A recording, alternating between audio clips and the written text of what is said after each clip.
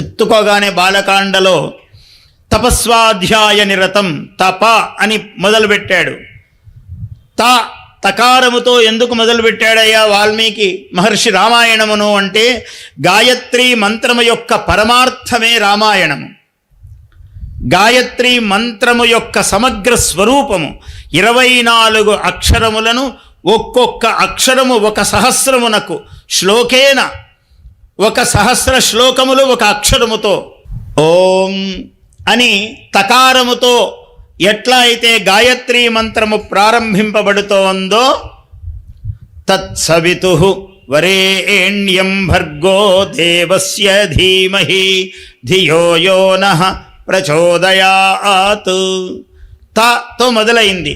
తపస్వాధ్యాయ నిరతం అని మొదలుపెట్టాడు ఆయన.